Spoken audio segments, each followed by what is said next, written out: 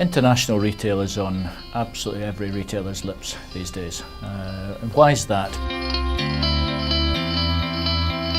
Because there's push factors in terms of the UK is a finite size, and when you begin to run out a runway of selling in the UK, you need to look for new boundaries.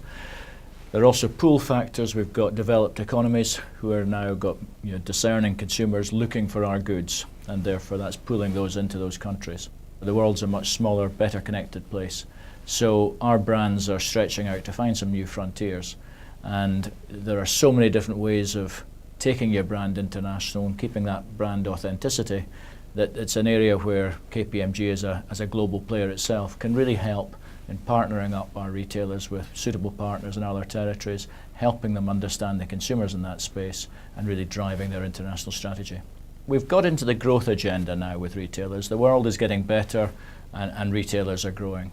They're still relying on their suppliers, and their suppliers can be small, medium-sized enterprises who, as they grow with their retailers and the retail customers, actually find that they've got to strain themselves in their working capital. But what we're looking at is different forms of supplier finance and how that can help and therefore enable suppliers to grow, get earlier payment.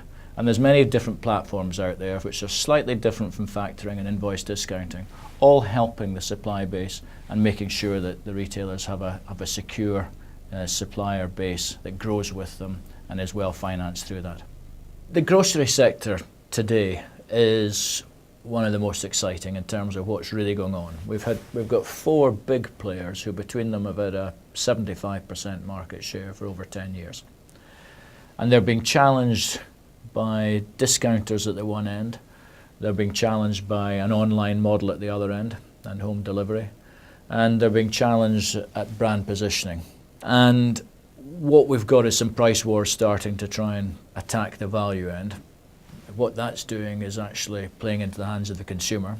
It's beginning to break down the trust that the grocers had with their consumers in any case, because as they're able to reduce their prices, some consumers are asking, why are you able to do that this year and not last year? Was that because you weren't under threat, but now you are? And the consumers are beginning to wonder how much more could come off.